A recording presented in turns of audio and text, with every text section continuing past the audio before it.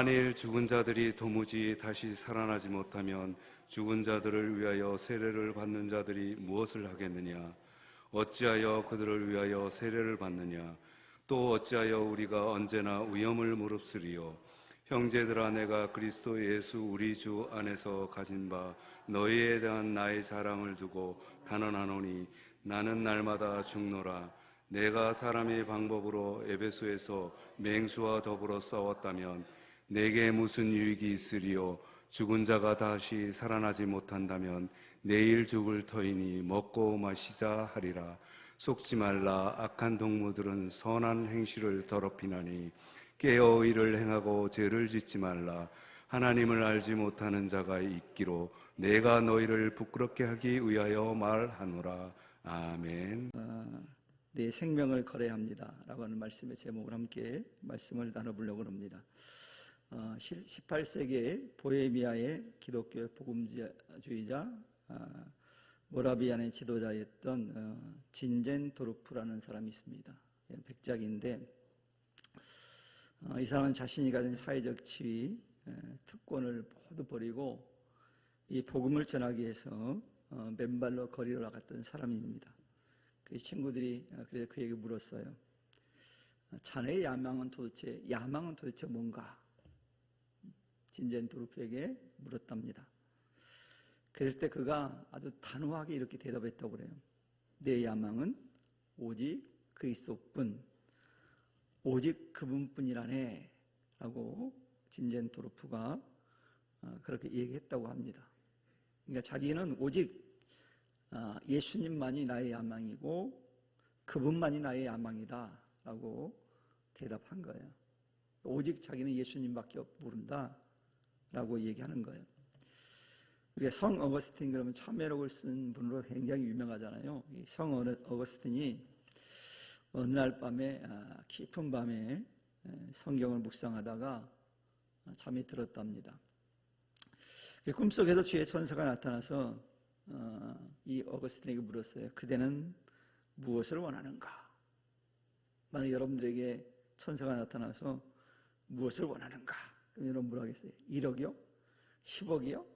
나 평생 내가 이 전세 살았는데 집 좀 맛있는 집, 강남 쪽에 아파트에 살고 싶어서 30억이요? 30억 못 사는 거예요? 좀 더 되나요? 어마어마하게 비싸잖아요. 그거 달라고 그러시겠어요? 혹시 우리는 그럴지도 모르겠어요. 아마 저 같으면 그랬을 것 같아.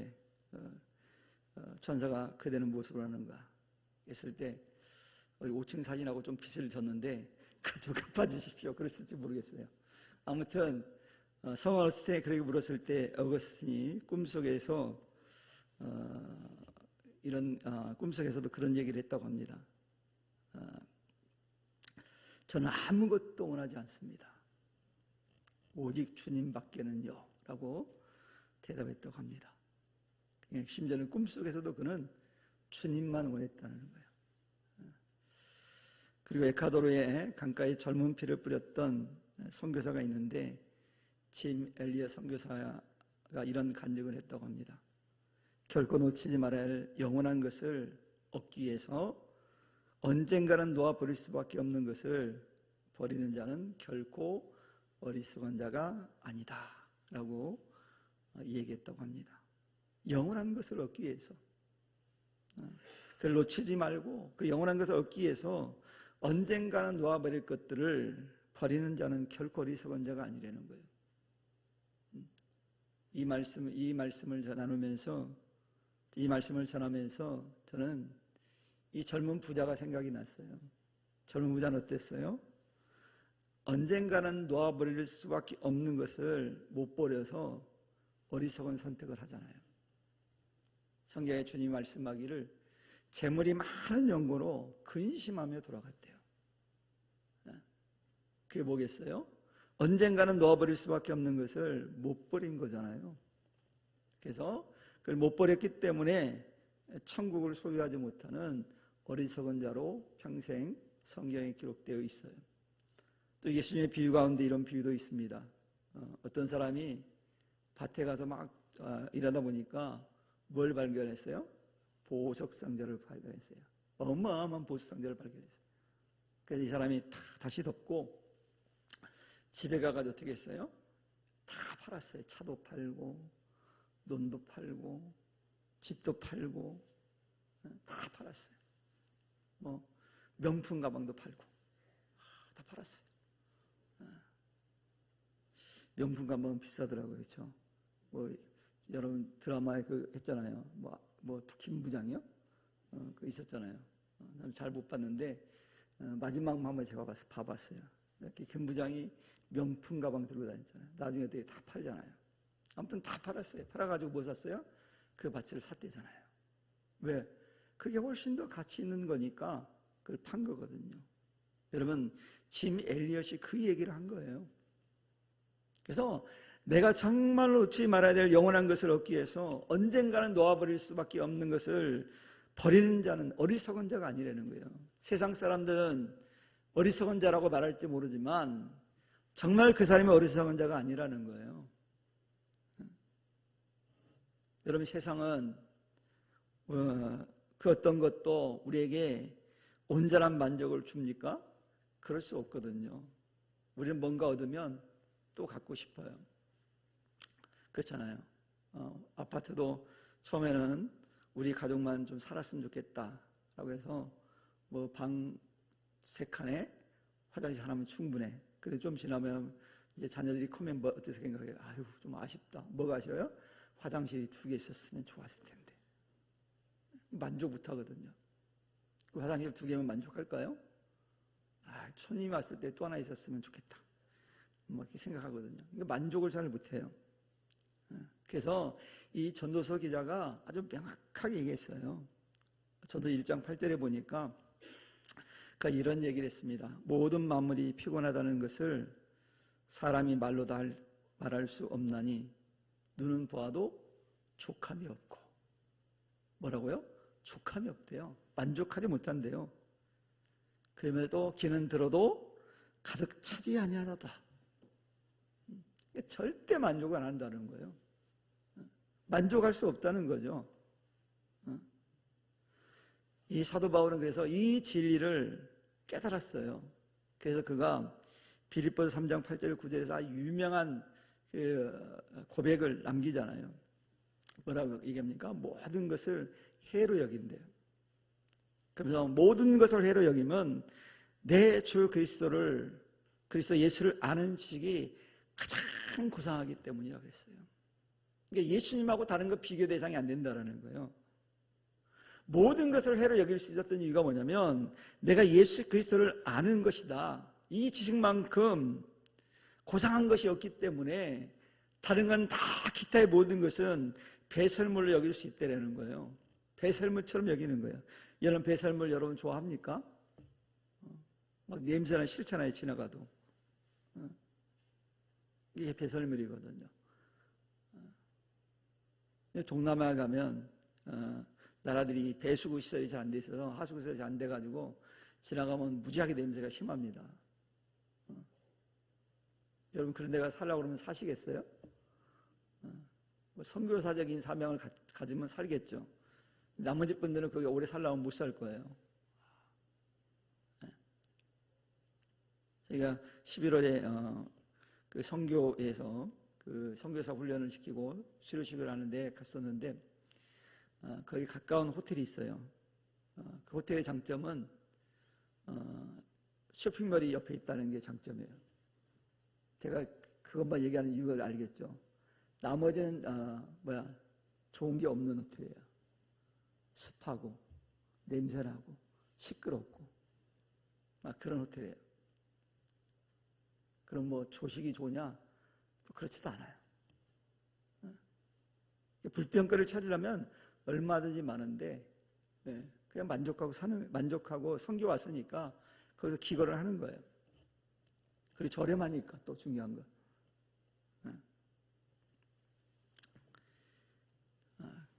이처럼 불편한 게 있으면 우리는 못 살거든요. 힘들어하거든요. 근데 그런 냄새 나는 거 좋아하는 사람이 어디 있겠어요? 그런 게 배설물과 같은 거잖아요. 근데 그걸 이제 사도 바울은 그 모든 것들을 그 해로 여긴다. 예수님 외에는 다 그런 배설물처럼 여긴다라는 거예요. 이게 필요 없다고 생각하는 거죠. 그래서 오직 믿음으로 난 그 그리스도를 얻는 것이 가장 고귀함을 알았기 때문에 그런 일평생 어떻게 살았습니까? 복음을 위해서 생명을 걸고 살았다는 거예요. 특히 오늘 본문에서 바울이 자신이 생명을 걸고 주님을 전한 이유에 대해서 얘기합니다. 그 이유가 뭐라고 그럽니까? 주님의 부활 때문이다. 이렇게 강조해요. 주님의 부활 때문이다. 만일 부활이 없었다고 한다면, 부활이 거짓이라고 한다면 굳이 생명을 걸 만한 이유가 없었다.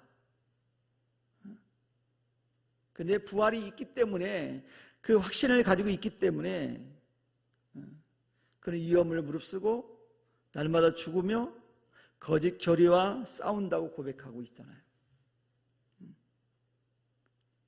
그러면서 그는 얘기합니다. 주님을 위해 싸웠던 이 치열한 경험들이 내게 있어서 자랑거리라는 거예요.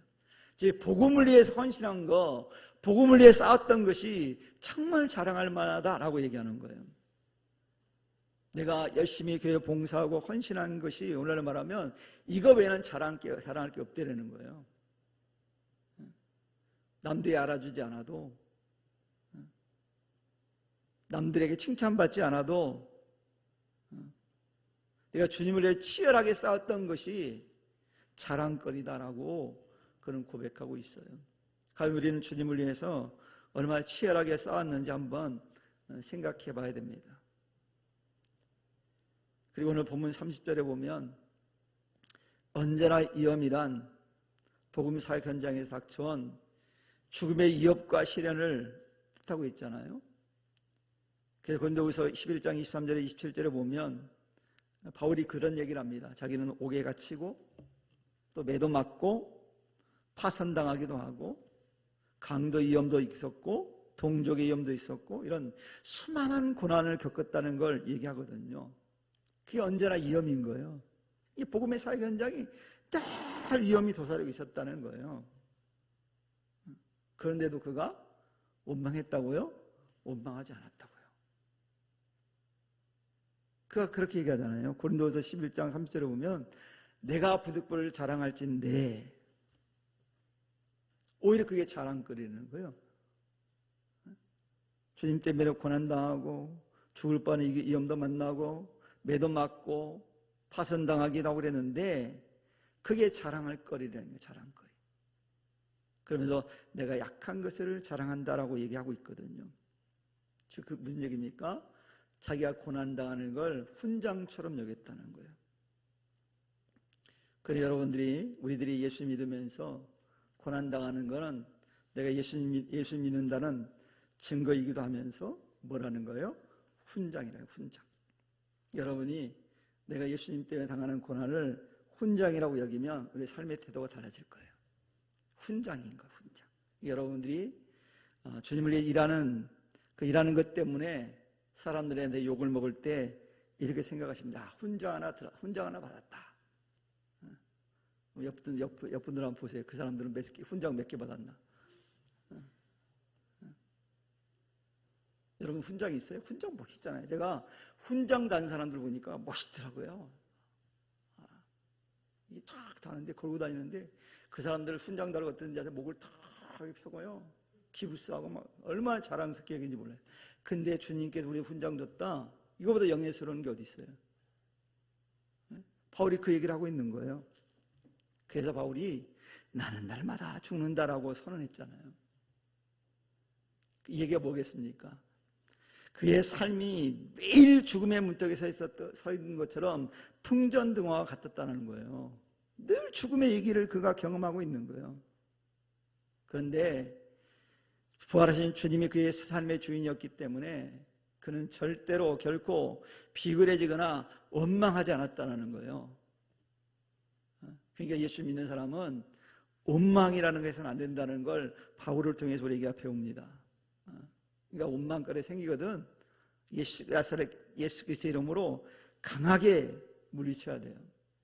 혹 여러분들이 원망하는 마음이 있거든 이 시간 다 던져버리시길 바랍니다. 누구에게? 개나 먹으라고 주세요. 다 던져버리세요. 그거 왜 가지고 있어요? 내게 영적 유익이 안 되는데. 내가 자꾸 원망하고 비난하고 불평하면 내 신앙에 절대 유익이 안 돼요. 저도 해보니까 유익이 안 되더라고요. 저도 안 해봤겠어요? 원망하고 불평하고 해봤어요. 얼마나 많이 했겠습니까? 제가 그래도 목회자인데, 목회자는 더 많이 보잖아요, 그런 거. 얼마나 많이 젊을 때 제가 했겠어요. 제가 30대는 정말 의로운 척을 엄청 지랄을 했거든, 제가요. 그러니까 얼마나 그런 걸 했겠어요. 근데 내게 절대 유익이 안 되더라고요. 도움이 안 되더라고요. 근데 바울이 그 얘기를 하고 있잖아요. 그래서 주님이 진정한 나의 주인이 되니까 내가 달라지는 거예요. 내가 원망하고 불평하고 막 그런다는 비난하는 거는 내가 아직 주님이 내 진짜 주인이 안 된 거예요. 반쯤만 주인이 된 거예요. 양다리를 거치고 있어서 그래요. 한쪽 빼요, 이제. 빼서 어디로 와야 돼요? 주님 쪽으로 완전히 와 있어야 되는 거예요. 우리 성도님들은 주님 편에 설 수 있기를 축원합니다. 다른 데 자꾸 기울이지 마시고 거기 별로 유익한 거 없어요. 하나님 편에 서야지 자꾸 저쪽 편에 쓰면 절대 유익한 게 없어요. 그래서 자꾸 저쪽으로 가, 귀가 열려 쪽으로. 그리고 더 나아가서 그는 32절에서 사도 바울이 뭐라고 합니까? 맹수와 더불어 싸웠다 이렇게 얘기해요. 그 맹수가 누굴까요? 여기서 말하는 맹수는요, 바울을 끊임없이 괴롭히고 저 사람 정말 사도 맞아? 라고 의심하고 공격했던 대적들이거든요. 바울이 가는 곳곳마다 그 대적들이 있었어요. 얼마나 괴롭혔을까 생각해 보세요.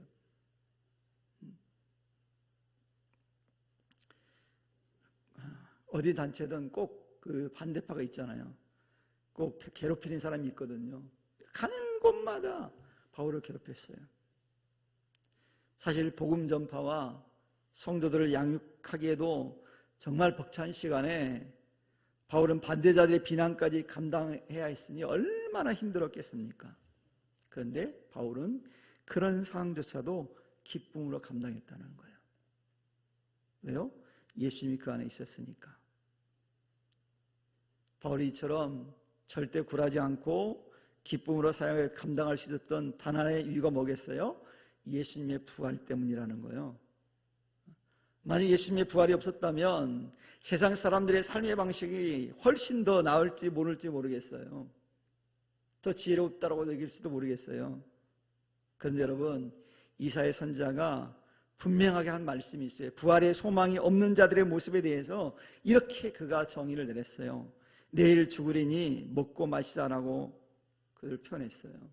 부활의 소망이 없는 자들은 내일 죽을 것이니까 먹고 마시자는 것에 초점이 맞춰져 있어요.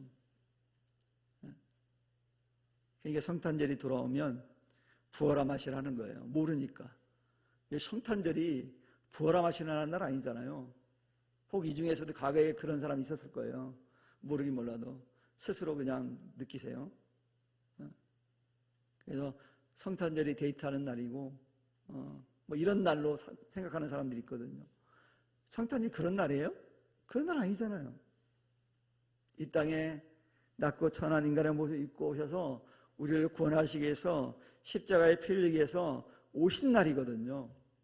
그러니까 우리 인간에게 축복의 날이거든요. 감사하고 찬양하는 날이거든요.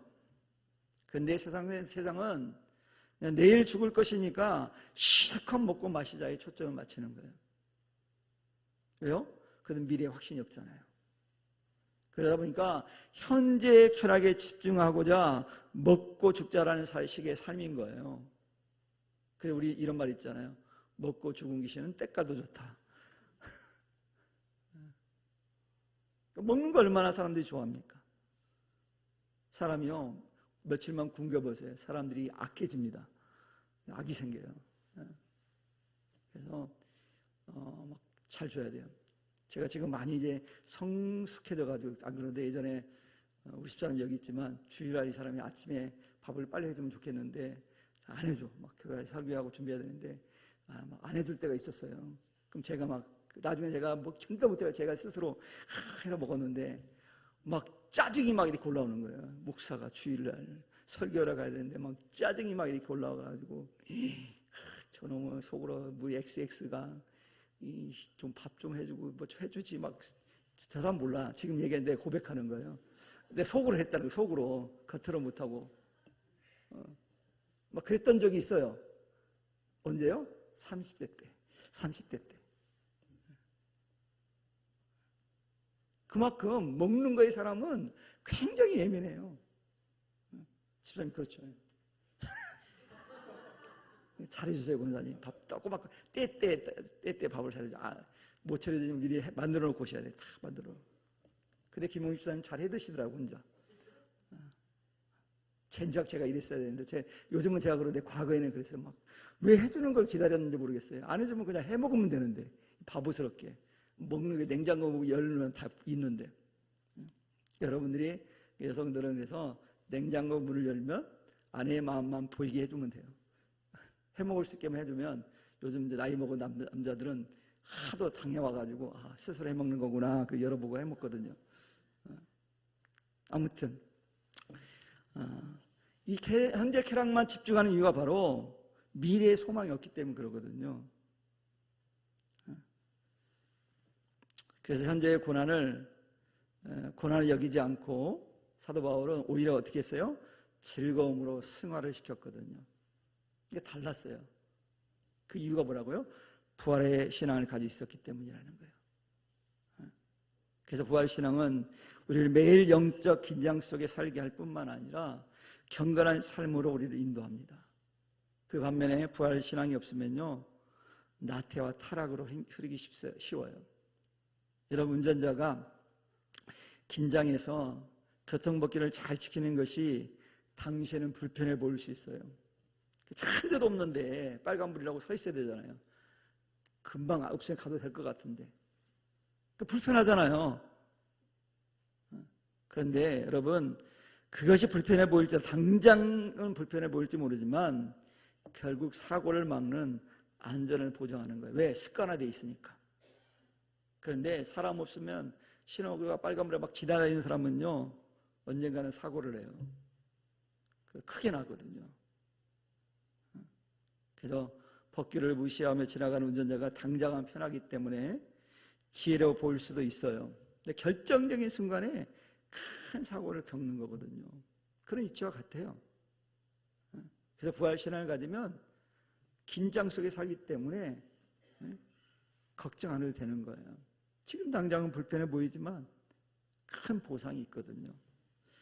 여러분 제가 하나의 타자 연습을 한번 예를 들어볼게요. 여러분 타자 우리가 처음 타자 배울 때 이렇게 정석으로 배워야지 좋은데 잘 안 배우니까 우리 뭐예요? 독수리 타법이라고 그러죠. 자, 독수리 타법이요. 정석 타법을 배우는 사람, 처음 배운 사람하고 비교해 볼 때 누가 더 빠를까요? 독수리 타법이 훨씬 빨라요. 근데 이 정석으로 배운 사람들이 느리지만 불편해 보이지만 당장 불편함을 감수하고 꾸준히 정석대로 열심히 연습하고 배우면 나중에 어떻게 될까요? 월등하게 되어져요. 훨씬 더 빨라요. 그래서 미래의 유익을 위해서 현재의 불편을 좀 감수하는 거 이것이 지혜잖아요. 미래를 위해서 지금 불편함을 좀 감수해야 되는 거예요. 여러분 부활을 가진 성도는 그래서 주님을 위해서 헌신하고 봉사하느라 세상적으로는 손해보는 것 같고 불편해 보일 수도 있어요. 근데 이 거룩한 불편함은요 장차 우리에게 영원하고도 큰 유익을 가져다 준다는 사실을 알아야 되는 거예요. 지금은 불편할지 모르지만 미래는 영원하고도 큰 유익을 주는 거예요. 얼마나 복된 겁니까? 그래서 바울이 오늘 33절 34절에서 이렇게 말씀해요. 속지 말라. 악한 동무들은 선한 행실을 더럽히나니 깨 의를 행하고 죄를 짓지 말자라고 강력하게 권면하잖아요. 왜 이런 얘기를 바울이 고린도 교회에 얘기했을까요? 그 당시에 고린도 교회에는 부활을 유치한 미신으로 치부하면서 쾌락을 부추기는 거짓 교사들이 있었거든요. 진짜 부활이 아니라고 막 그런 거예요, 예수님이. 그래서 바울이 그들에게 속지 말라는 거예요. 오늘날도 여러분, 거짓 이단들이 끊임없이 를 미혹하잖아요. 그럴싸해요, 그들이. 근데 거기 넘어가면 안 되는 거예요. 그래서 오늘 바울은 그 부활을 부인한 자들과 교제하지 말 것을 경고하는 거예요. 내 거룩하려면 그래서 거룩한 사람들과 어울리면 거룩해져요. 근데 거룩하지 않은 사람들하고 자주 어울리다 보면 나도 물들어요, 물들어. 물은요, 어떤 물이 제일 무서운지 아세요? 슬며시 들어오는 물이 무서워요. 모르잖아요, 그게 물이 드는지. 막 몰려오는 건요, 피할 수가 있어. 아니까 안 좋다는 걸. 슬며시 들어오는 걸 몰라요. 그 정도쯤은. 그 정도쯤은. 마귀의 전략이 그러거든요. 거기 넘어가면 안 돼요. 그러므로 부활을 믿지 못하는 것은 그래서 하나님을 알지 못하는 부끄러운 일이거든요. 그러니 사랑하는 성도 여러분, 바울이 생명을 걸고 믿음을 지킨 이유는 단 하나예요. 부활신앙 때문이었어요. 부활신앙. 여러분, 베드로 사도가 고릴라 가정에 가서 사도행전 10장에 보면 이렇게 증언하거든요. 그를 하나님이 사흘 만에 다시 살리사 그를 믿는 사람들이 다 그 이름으로 힘입어 제사함을 받는다라고 부활의 주님을 베드로가 전했거든요. 사도들의 메시지가 부활하신 예수님을 전한 거지 다른 걸 전하지 않았어요. 그럼 우리도 이 확실한 부활의 믿음을 이제 소유할 때예요. 그러면 이 부활의 믿음을 소유하게 되면 바울처럼 주님을 위해서 나의 생명까지도 아끼지 않는 참된 헌신의 길을 우리가 갈 수 있거든요. 부활의 신앙이 없으니까 참된 헌신의 길을 갈 수가 없어요. 아까 진젠 도르프가 얘기한 것처럼 그런 고백을 할 수가 없는 거죠. 진 엘리엇처럼 그런 고백을 할 수 없는 거예요. 정말 우리가 진정한 헌신의 길을 가려면 지금 당장 불편해도 미래 받을 것을 생각하면서 지금 필요 없는 것들을 버리는 지혜로움이 필요해요. 그게 부활의 신앙이거든요. 그래서 이 시간 선교 헌신 예배를 드리는 우리 성도님들은 부활의 신앙, 부활의 소망을 붙들고 날마다 승리하는 성도 되기를 바랍니다.